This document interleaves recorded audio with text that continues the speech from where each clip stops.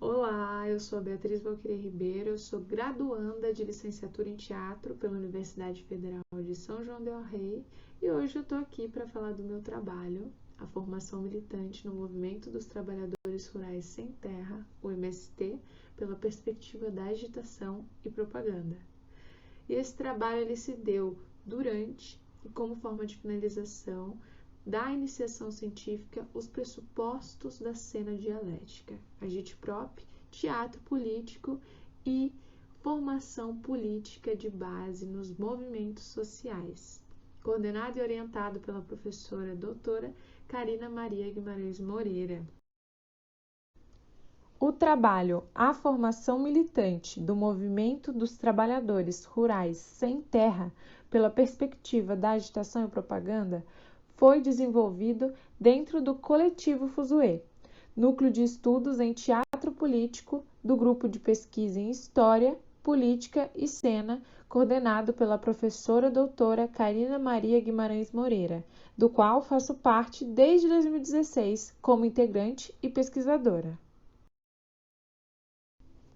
Agitprop é a abreviação da expressão agitação e propaganda, enunciada por Lenin no cenário russo de 1905, a fim de promover a união entre camponeses, operários e soldados em meio a conflitos políticos que tinham como eixo a Revolução Proletária, ocasionada por razões econômicas. A agitação e propaganda foi aplicada na prática a partir da segunda parte da Revolução, em outubro de 1917, denominada Revolução Vermelha ou Revolução Russa. Por conta da alta taxa de analfabetismo nas classes populares da Rússia pré-revolucionária, a agitação e propaganda acumulou formas diversas de disseminação dos ideais revolucionários. Essas formas envolvem linguagens plásticas, sonoras, circenses, teatrais, audiovisuais e linguísticas, que foram acumuladas desde o início dos movimentos de 1905. O agit-trem é um exemplo do uso de diversos elementos artísticos a favor da comunicação para com a população. Alguns trens que percorriam linhas ferroviárias da Rússia tinham panfletos impressos distribuídos por suas janelas, desde o início da Guerra Civil, a fim de fortalecer o apoio à Revolução Proletária. Com o sucesso dos agit-trens, além dos panfletos, cartazes e jornais entregues ao povo, os trens também contavam com uma câmera escura para a produção de fotografias, toca-discos e projetores para a exposição de filmes referentes aos interesses da luta proletária, sendo alguns filmes produzidos expressamente para mostra nessas salas de projeção. Tal exibição audiovisual foi um marco histórico para muitos camponeses, que tiveram, dentro dos agit-trens, sua primeira experiência com o cinema. O teatro foi o método de maior uso durante a Guerra Civil, de 1918 a 21, com peças curtas de agitação que eram utilizadas para denúncias de assuntos emergenciais em meio ao cenário de caráter construtivo, com teatro-jornal, de forma bem diferente do que foi aperfeiçoado por Augusto Boal, e também com peças dialéticas que traziam aos agitadores e público algo peculiar à época, debates posteriores à apresentação da montagem e estimulação do aspecto didático e formativo, procurando uma abertura para o uso de elementos artísticos gerais que favorecessem o vínculo com a população. Tive que trazer esse resumo, senão não daria tempo de falar sobre essa parte tão extensa e tão importante, que é responsável por eu ter começado a observar a arte dentro da luta, principalmente a arte no MST. E é justamente aí que eu comecei a observar os símbolos, né? O MST é riquíssimo em símbolos e a primeira coisa que a gente observa ou que nos chega do movimento é a sua bandeira.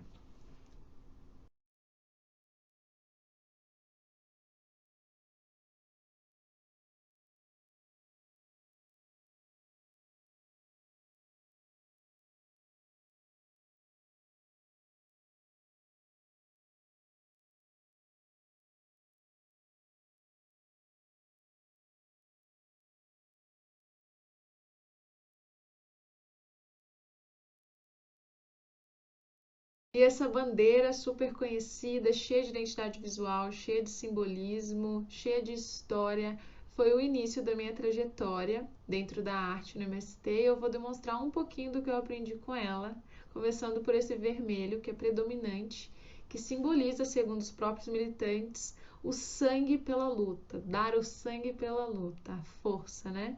O sangue que corre nas veias é o desejo de lutar, principalmente pelas terras e pela reforma agrária e pelo poder popular. Então, o sangue que em todos é igual, né? Depois a gente tem o preto, que simboliza o luto pelos companheiros que já não estão presentes, pelos companheiros que foram tombados na luta. A gente tem também o verde, que é a esperança da vitória, e também simboliza o território, né? A terra, os frutos, né? As folhagens. A gente também tem o branco, que simboliza a paz e a justiça, dentro do movimento e como projeto mesmo, né? De comunidade, projeto mesmo de sociedade. A partir disso, a gente tem alguns elementos, como esses trabalhadores, que simbolizam a composição do próprio movimento, as pessoas que estão ali trabalhando e que são casais de gêneros diferentes, enfim. Também temos o instrumento, que é um facão. E esse facão ele está dentro de um mapa, né? Na verdade, ele ultrapassa esse mapa. Então, esse mapa simboliza o território, que é o desejo da reforma agrária. A reforma agrária deseja que todo esse território seja tomado por ela. E o movimento dos trabalhadores rurais sem terra também deseja que a reforma agrária alcance todo o Brasil. O facão, que é esse instrumento dessa bandeira, ele ultrapassa o mapa. Isso é muito significativo, porque isso demonstra o desejo de internacionalização da luta. Então, a reforma agrária, caso ela seja alcançada em todo o território, ela não deve ficar só aqui. O MST ele não luta, ele não batalha para que a reforma agrária seja somente aqui no Brasil. Então, essa bandeira tem muito a ensinar, cheia de simbologias e cheia de história. Ela foi construída coletivamente em 87, no Encontro Nacional. Essa parte é muito importante para mim, porque ser construída coletivamente, se tratando de um material artístico, é muito importante dentro da agitação e propaganda. Mas desde a sua fundação em 84, que é anterior à construção da bandeira. Então a gente tem a construção coletiva da bandeira em 87, no quarto Encontro Nacional, e a fundação do movimento, a formação, foi em 84, oficialmente, né? Então, a partir dessa fundação já havia um lugar para a arte de método de resistência, né? Então há uma metodologia dentro do movimento. Não é utilizada só para entretenimento ou para relaxamento de um dia estressante. Não, há um método. E esse método é para a luta, é unido à luta. Concordando com isso, o movimento criou a Escola da região Sudeste e Nordeste de Artes. Então, há uma formação de militância artística, uma formação artística para a militância. Nesse sentido, essas escolas têm algumas turmas. Em 2019, eu fiz parte da segunda turma da região Sudeste. Ao fim do curso, a escola foi nomeada de João das Neves.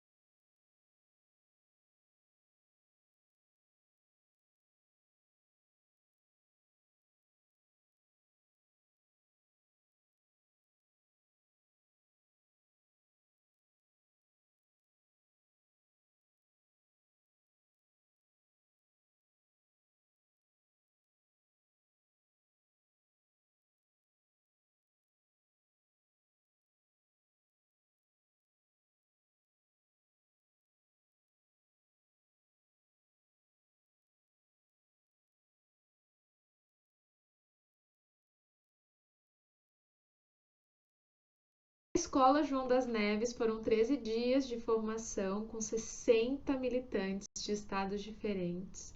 E durante todo o processo houve aulas teóricas e práticas sobre música, coro cênico, escrita, artes visuais, diversas linguagens mesmo, práticas constantes diárias desde manhã até a noitinha. E eu tomei como objeto de observação a apresentação final, que foi feita no Armazém do Campo de BH, onde a Titane, cantora, e o Sérgio Pererê, também cantor, foram os condutores do coro cênico, também das aulas de coro cênico, para essa apresentação. A partir daí, eu fiz algumas observações sobre o processo de construção dessa cena e o teatro de agitação e propaganda presente nesse processo de 13 dias e como objeto final dessa apresentação de conclusão de curso. E com a conclusão desse curso, eu observo diversos aspectos do teatro de agitação e propaganda nessa cena e começo aqui agora pela construção. A construção dessa cena foi totalmente coletiva, claro que com a ajuda da Titane e do Sérgio Pererê, que nos deram aulas teóricas e práticas sobre coro cênico, mas esse aspecto da coletividade na construção é um aspecto comum nas construções agitpropistas, desde o período russo até o período atual, contando que o MST é um dos produtores de peças e intervenções agitpropistas. Então esse é o primeiro aspecto que eu observei. O segundo foi do figurino. O figurino contava com blusas com a bandeira do movimento. A parte de baixo do figurino era bem simples, de preferência calças pretas, sapatos pretos. A maioria utilizou, porém sempre visando o que nos é possível. Nada de se desdobrar para conseguir o figurino. O que é possível é o que vai ser colocado em cena. Então esse figurino fez com que aquele coro cênico fosse identificado com muita facilidade. A gente começou essa cena na rua e entrou no Armazém do Campo de BH, então ele foi identificado facilmente por quem passava na rua, com certeza. Voltamos à identidade visual. Depois disso, um aspecto muito importante é o instrumento. O instrumento foi usado como forma de figurino e também cenário ao mesmo tempo. Ele era um cabo de vassoura que ora fazia um teto, ora fazia uma bengala. Então, ao mesmo tempo que ele era um instrumento para bater no chão, para bater um no outro, ele era também uma casa e podia ter vários outros desdobramentos se a gente tivesse ficado mais dias lá. Então, é um instrumento de fácil locomoção, que é uma característica comum nas trupes de agitação e propaganda e nos grupos, para que o deslocamento fosse muito mais fácil. Além de tudo, que as pessoas que acessam essas intervenções podem reproduzi-las, então é muito fácil que ela se reproduza de forma simplista mesmo, acessível na verdade. Então esse é mais um aspecto que eu observei.